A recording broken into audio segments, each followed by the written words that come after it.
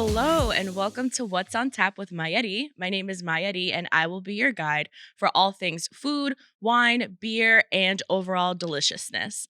So today we are going to be talking about the basics of winemaking 101. This is essential to understanding why your wine tastes the way it does, why it is so expensive, and all of the things that you probably are asking for when you're shopping for your wine. So, we're going to hop right into it with some fun facts. So, to me, they're fun. Hopefully, you guys find them fun too.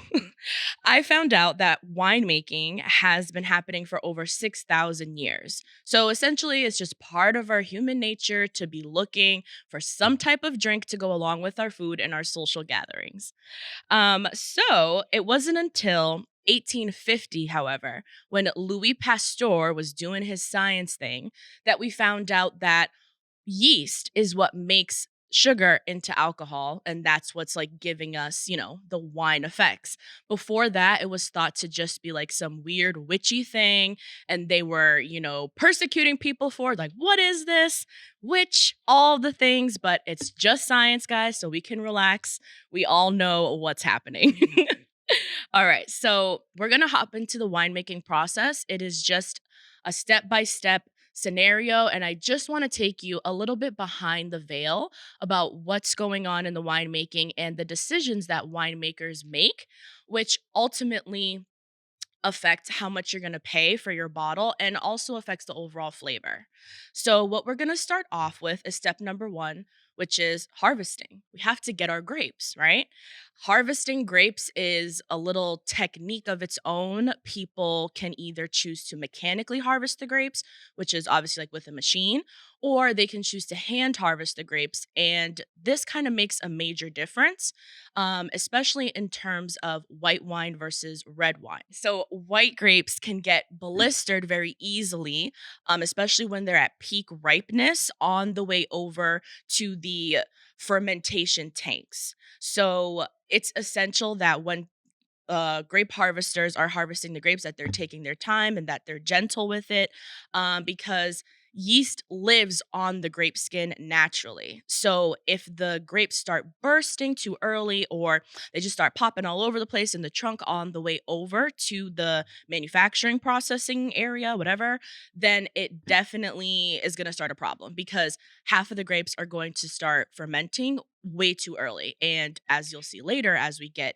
into the process more, you'll see how this is a problem. So, step one, harvesting. Cool, we got it. This is the same thing also in beer making. So, except obviously, we're not taking grapes, we're taking malt, which is barley. All right, boom. So, step number two is going to be crushing and pressing.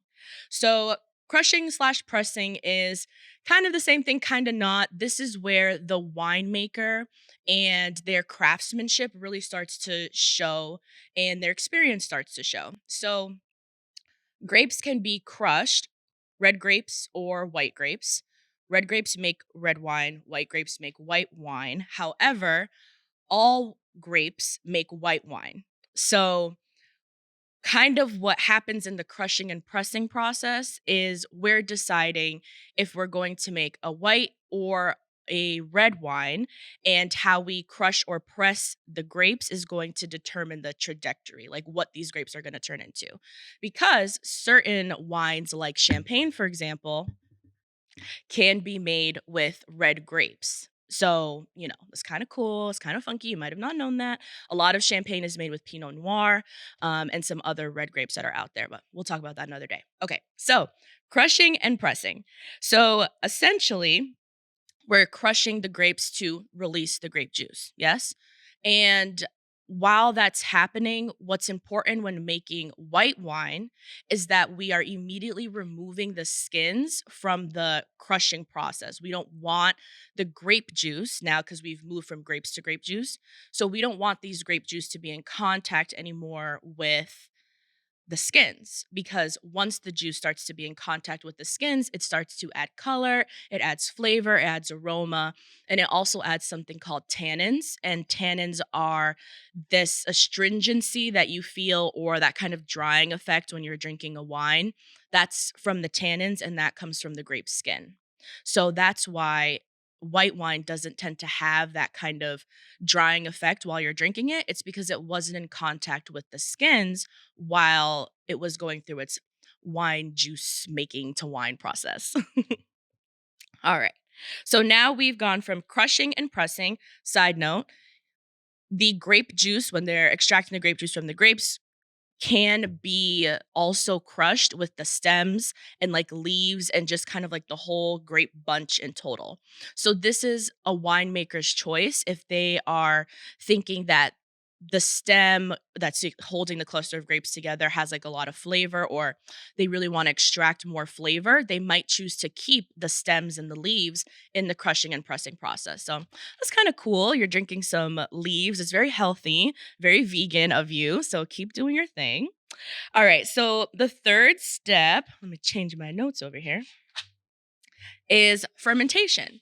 So, fermentation, like we had mentioned earlier, is the process of turning sugar into alcohol by the living organisms called yeast. So, yeast are these cool little guys. They're just out here eating up all of the sugar, and they're turning our sugar into alcohol, making us all our delicious spirits, wine, beer, all the things. They're doing all the things. So yeast are very important. Like we had mentioned before, yeast also lives naturally on the grape skin. So this is what people in the industry would call ambient yeast. Basically, what the difference is are we using the yeast that the grapes already come with, or are we going to choose our own yeast, which is called cultured yeast? So we see this a lot in beer making, especially if you've ever had like a really funky beer, like a sour or something like that. Those are cultured yeast from different environments like barns and stuff like that. They get really kind of creative with where they're getting their yeast from.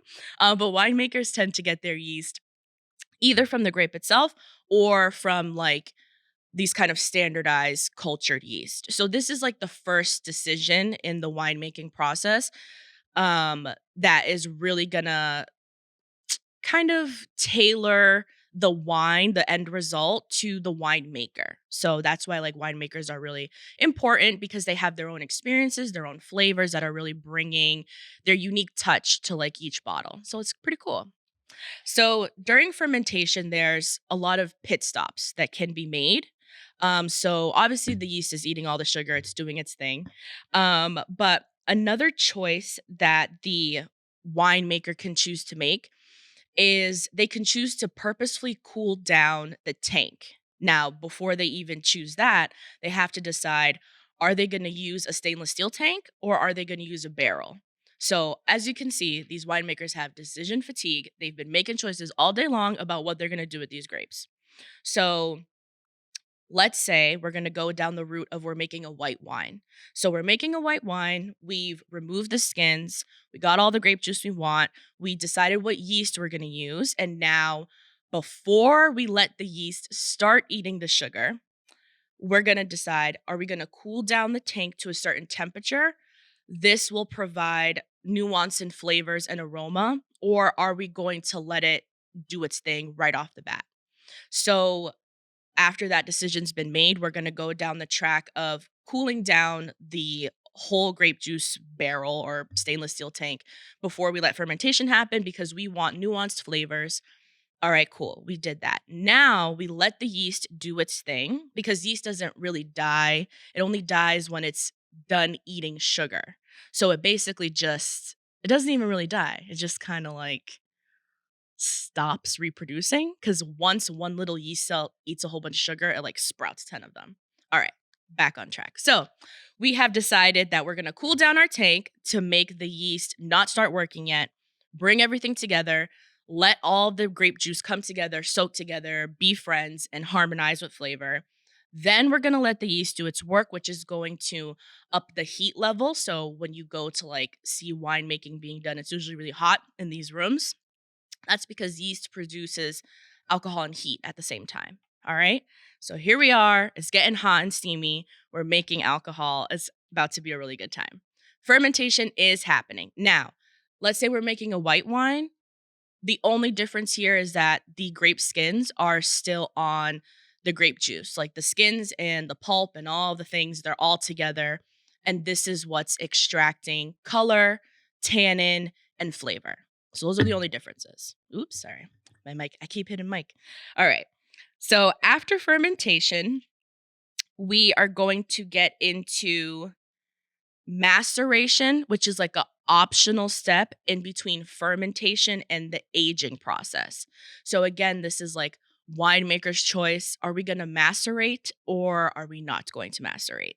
And all that means is, are we going to let everything sit together for a couple of hours or a couple of days before we start filtering it and aging it?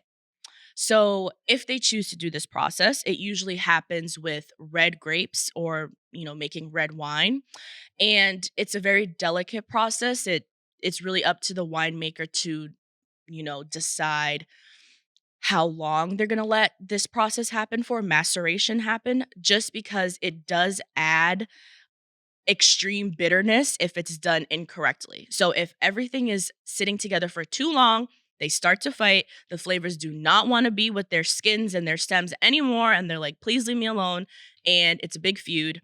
And now we have a terrible, terrible tasting wine. So as you can see, it is a very delicate process and a winemaker's choice. Like it just depends on their expertise in this area and also what kind of flavors they're going for. All right, so now we're on back track to step number 4. I think it's number 4, which is the aging process. So the aging process can happen in a barrel, it can happen in a bottle. And those are kind of really your only options. We'll talk about like the different types of barrels and all that other stuff another day. But for today, we're going to move our now wine that is transformed from grape juice to wine into this aging process, which is most likely in a barrel or in a bottle. And barrel aging is to add flavors like, for example, we're making a white wine, right? So we're going to take a Chardonnay, we're going to put it in a toasted barrel, and it's going to give us flavors of coconut. It's going to round out the wine in this really soft, kind of buttery, creamy way. So if you've had a Chardonnay and you're like, I don't like this, it tastes really heavy or it tastes really buttery or it's like too vanilla or something like that, I would suggest that maybe trying an unoaked Chardonnay, also known as a Chablis. The French use Chardonnay, they make it Chablis. It is not touching a barrel at all. It's like right in the bottle, the aging process. And that one is usually really bright flavors of like lemon and like Granny Smith apples. So if you like more of those flavors and you're like, I hate Chardonnay, try a Chablis. Maybe you'll like it. If not, sorry. Okay.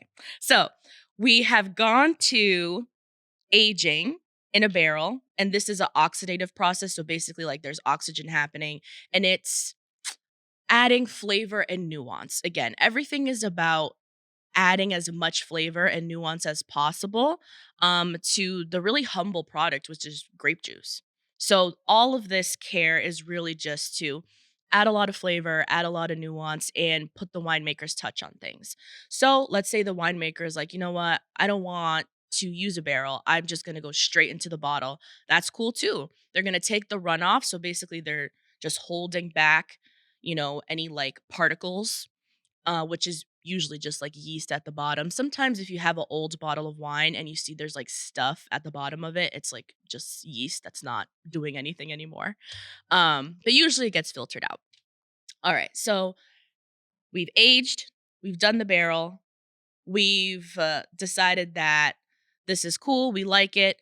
After the aging process, there's like this optional choice in between, again, winemaker's detour, and it's called finning. And so, finning is what makes wines non vegan. So, what finning does is they take egg whites, they take fish bladders, gelatin, and also something called casein. I don't know if I'm saying that right, but basically it's like a milk protein. And what that does is it gathers all particles that could possibly be floating around, and it also gathers excess tannins. So let's go back a little bit and say that we're making a red wine. and we did something wrong and it's like really, really bitter and it's like kind of bad, right?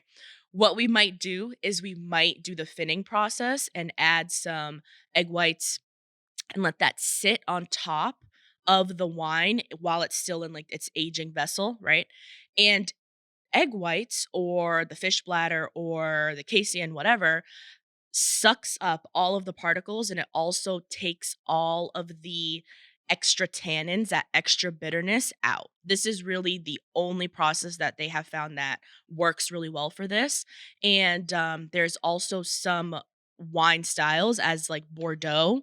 They do this all the time because their grapes are usually really strong and they're just quite astringent. So most Bordeaux's will have that kind of non-vegan little signage on it somewhere. All they're doing is letting you know that they did use this finning process, and it's really good because if not, it might be a little bit harsh to drink. So thank you, finning process. Side note here also, none of that product remains in the wine. So if they use egg whites, gelatin, whatever, it gets filtered out at the end result, and so you don't actually have any of that in your wine, so you're not consuming any of that stuff. That's good to know because we do not wanna drink gelatin and wine.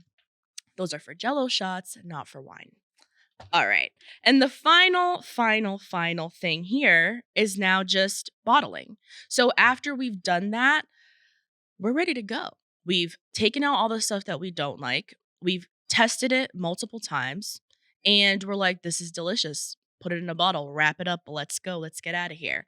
Obviously, the aging process can take as long or as short, little, longer as little, as it needs to, depending on what the winemaker wants to do.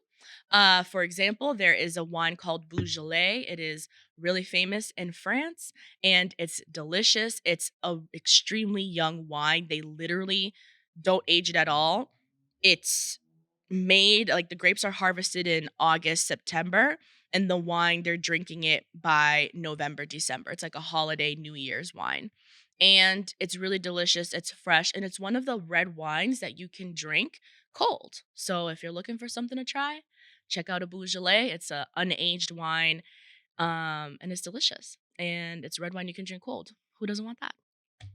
So that's pretty much it for the winemaking process. I hope that that was informative and that you feel like, okay, I know what's going on now. And you got a little peek behind the veil of why it takes so long to make wine and just like what's going on over here. Why are these people so intense about their winemaking? It's because they got a lot of decisions to make and it's all for you.